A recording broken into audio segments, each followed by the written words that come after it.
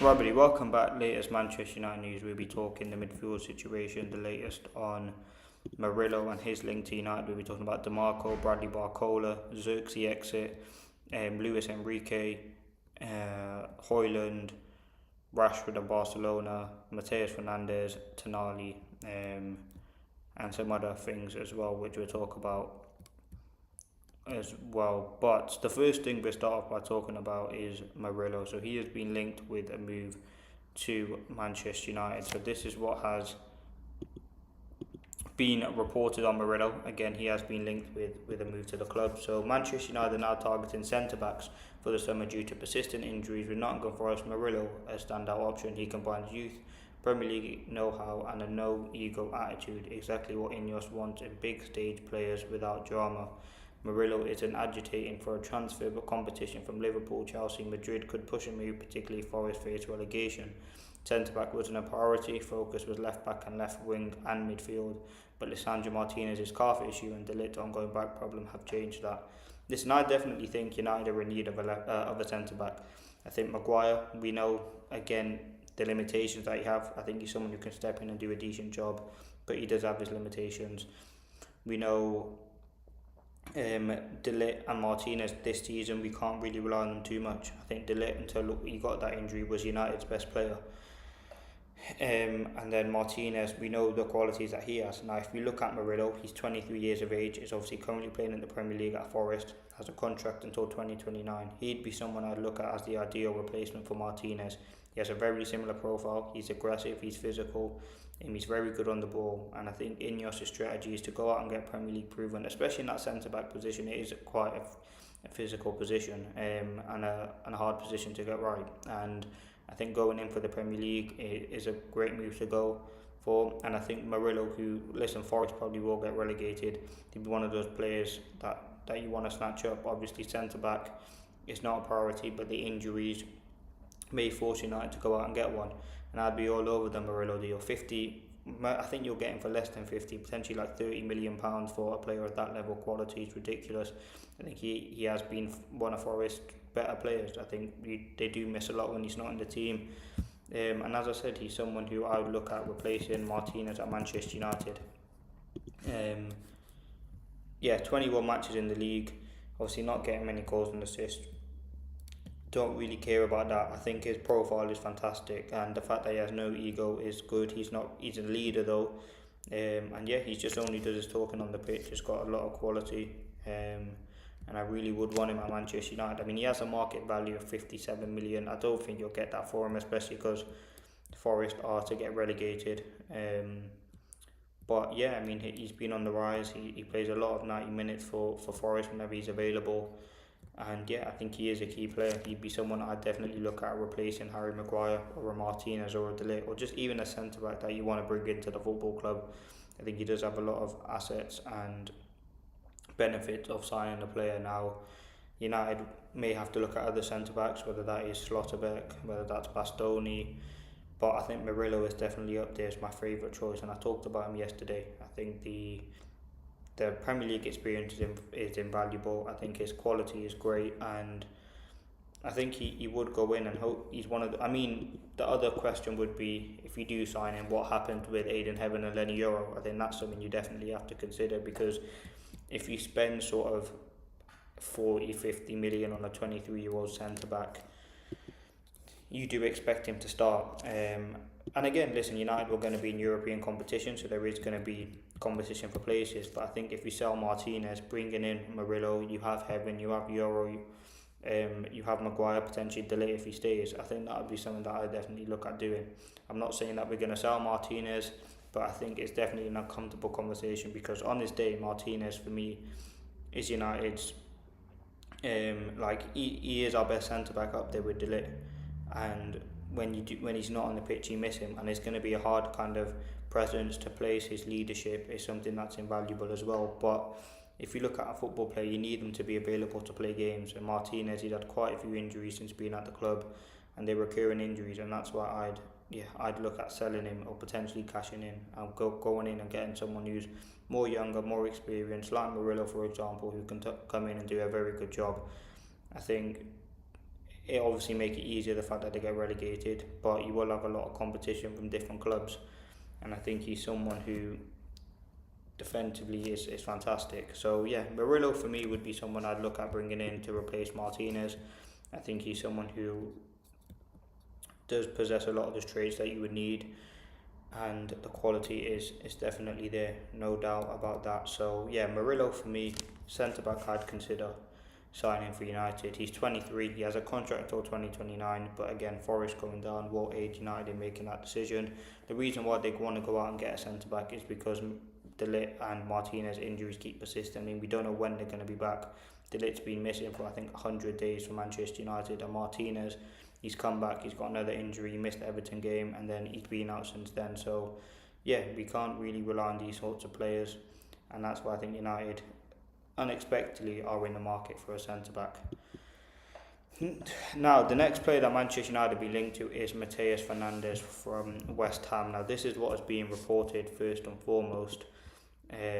Manchester United are stepping up the pursuit of Matheus Fernandes, with West Ham reportedly setting a €65 million to €75 million price tag for the midfielder. Now, what I would say about Matheus Fernandes is he's a midfielder, first of all, if you didn't know. He plays for West Ham, he's 21 years of age. I think he is a good player. He moved obviously from Southampton. I believe this is his first season for them. Yeah, he can play in a multitude of positions. TM, centre mid, attacking midfielder, left winger. He's someone who obviously you would consider as the cheaper alternative option. He wouldn't come under the price category of a sort of Anderson, a Wharton, a Baleba potentially, definitely a Tonali and Guimaraes. He'd become under a more cheaper option. I know West Ham demanding 65 to 75 million euros, but if they get relegated, that price will drop drastically. I think at 21 years of age, there's a lot of sort of development in him, which is good. But would Manchester United and should Manchester United go out and sign a relatively young midfielder to be the CDM? No. In terms of competition for Kobbie Mainoo, absolutely. I think he's someone who you can definitely bring in and challenge him. It's like Andre Santos, who I talked about yesterday. He's still 21 himself. I think he's someone who would come in and give Kobbie Mainoo a bit of competition, which he needs, and the ability to rotate. And Matheus Fernandes is another one of those options who's young. He's up and coming. He's had a few years in the Premier League. He's played in the Championship, I believe. He's got a lot of good traits about him. He does have a contract until 2029. I think West Ham look like they're going down at the moment, and it'd be crazy if they stay up. But these have been links that have been around United for a while. It's not kind of a recent thing that's come out of nowhere. And I think he's someone who you look at in terms of he probably wouldn't be the highest priority if you said to many United fans, who would you want to sign as the midfielder? That's not sort of the A grade ones. I don't know actually how high he'd be. For me, I think if we were to sign one of the top three or the £100 million players, and we have to sign a few others, there are a lot of options. You've got João Gomez, you've got Andre Santos, you've got Matheus Fernandes, you've got Ampadu, you've got Tyler Adams. I think Matheus Fernandes is appealing because I think he is better than West Ham, like level wise, and I think he will probably get a big move, whether that's to an Arsenal, to a Chelsea, or something like that. I think Santos is a good option as well, but I think he definitely is a cheaper option, and I really do like him. In terms of if you want to talk about some stats about him, he doesn't get goals in this. I mean, he has 6 goal contributions in 27 matches for West Ham. Again, he's a key player for them. He plays in centre midfield, which again is a position that United want to strengthen. Stats wise, per 90, goals wise 0.12, not the highest. 87.8 successful passes, 3 long balls a game, 62% accuracy on the long balls, just under 1 dribble, 63% successful dribble. Aerial duels is not the greatest, and I think that's something that when we do lose Casemiro eventually, it's going to be very difficult to replace his aerial ability. For someone like, he's not the tallest player, he's so good in the air, and it just going alone off the amount of set pieces that he scored is very surprising, and not a stat that you would expect to see. If you search up how many headed goals Casemiro has scored, it is quite a high number, and I don't think it's a lot of things United expected. I don't think the reason not for signing Matheus Fernandes is because he's not good in the air. but it's definitely a factor you have to look at, and I think that's what I would consider. But I think Mateus Fernandes is a decent midfielder and someone I'd consider. Now, the next thing we will talk about is DeMarco, because DeMarco as a left wing back has been linked with a move again to the club. Listen, DeMarco for me, we know United need a left back. DeMarco is not a left back, he's not a left winger, he is a left wing back by trade, and that position suits him. He is 28, there's been constant links with him to Manchester United. This is what's been said from Ben Jacobs: a left back or a left wing back could arrive at United in the summer, but there's also a possibility that the club look at a more versatile option like a left winger that can drop back. Somebody like DeMarco doesn't fit the bill, and there's no indication United will go in that direction due to his age. It'd be surprising if United were to think of his valuation, and that's correct. Listen, he's 28.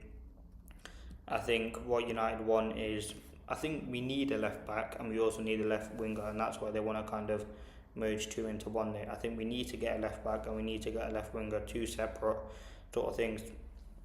It'd be interesting to see what happens with Dorgu's development when he comes back from injury. I think he will continue playing on that left, which I think is right. I think it should be left wing or higher up. I don't think he is a left back.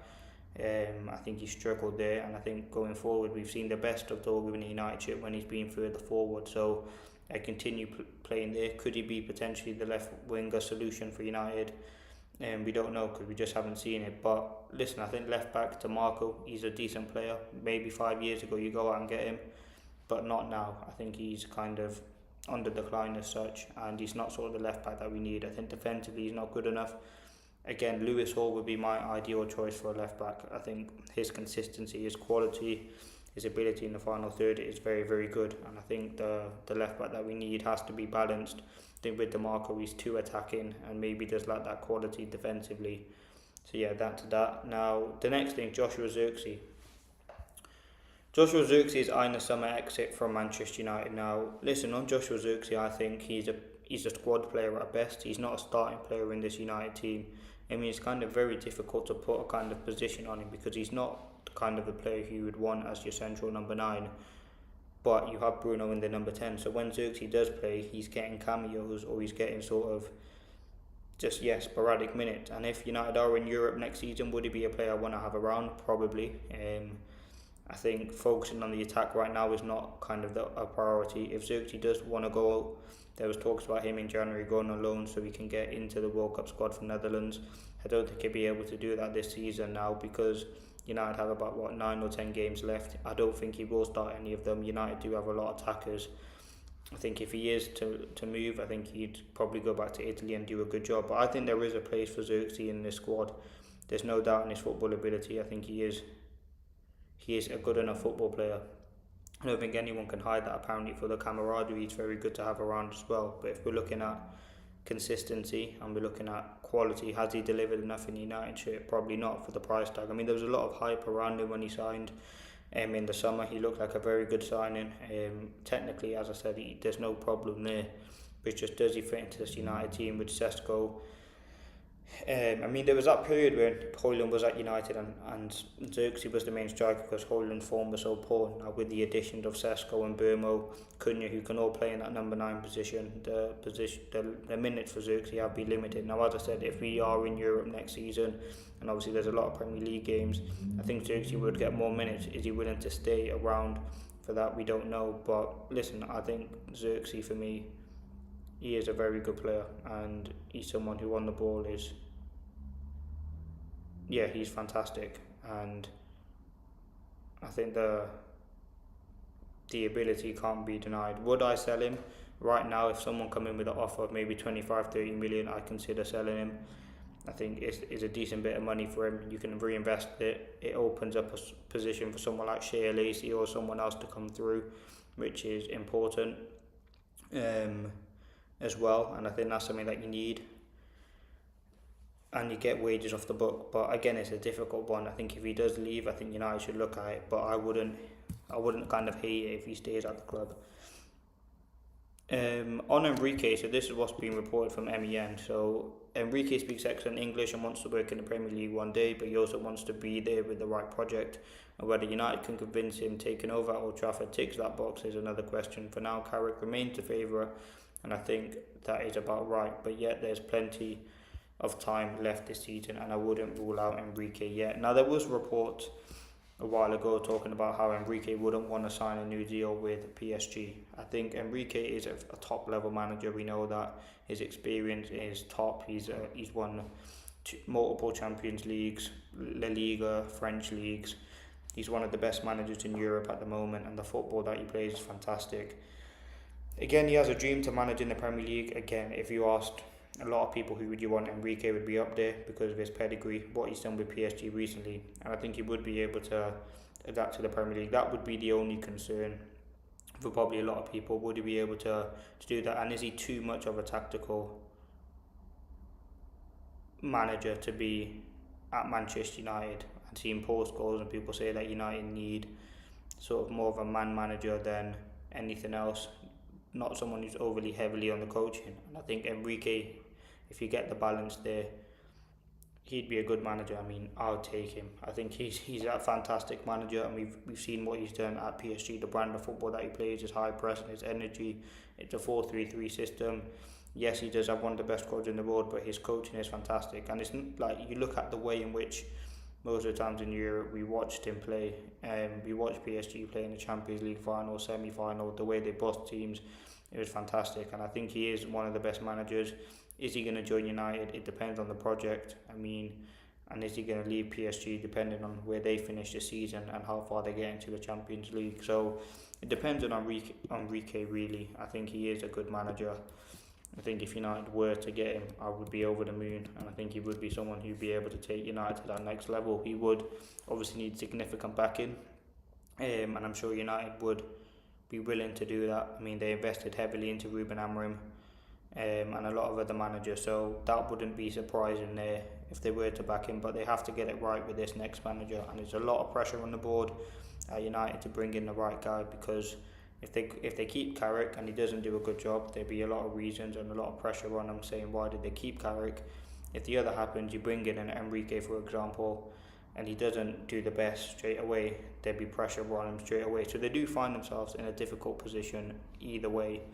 But it's all about making the best decision, and a lot of people probably don't trust Ineos to do that, but I'm hopeful Vivell and other people around can help guide United to make the best decision.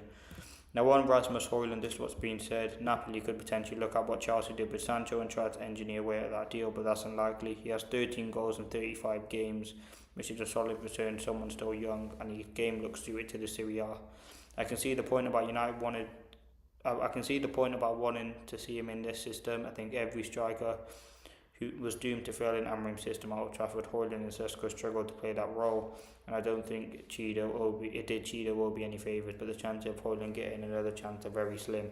And then United kind of closed the chapter with Højlund when they went and invested 85 million into Sesko and in Burmo and Cunha, and I think it's £44 million if he goes to Napoli on a permanent. I think Højlund should go to Napoli. I think that league is perfect for him. You do see the best out of him. We saw it before United signed him, and now while he's on loan, I think he just couldn't hit the ground running at United. His first season, I think he scored 16 goals, but his second season wasn't great, and that's ultimately what got the loan. And I think he should leave Manchester United, and I think it's the best for all parties if he did do so. Would I give him another chance? No. I think I'm happy with Sesko at the moment. And I think that's something that's important to kind of keep going on that trajectory with him. But if Højlund was to go somewhere else, I'm sure he'd do a very, very good job. But that's kind of it at the moment. Obviously, Champions League, it's 3-0 to Man City right now. Sorry, 3-0 to Real Madrid. Vinicius Jr. has just scored, has missed a penalty. It's 2-2 in the PSG game at the moment. But I mean, this game has been fantastic to watch. But in terms of United news, there's not really anything else. We talked about the Enrique stuff. We talked about sort of bringing in midfielders and all that stuff. DeMarco situation. But yeah, there's nothing else to kind of talk about.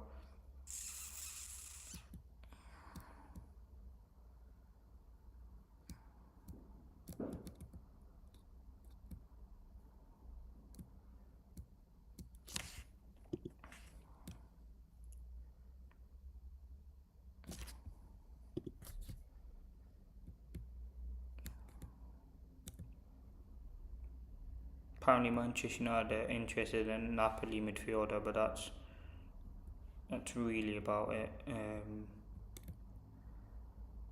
for now. So I'll leave it there. There's not really been too much news on United at the moment. That was kind of the main stories I wanted to talk about. I think Murillo is definitely a centre back I'd consider signing, and someone I think United should as well. But yeah, I'll see you tomorrow.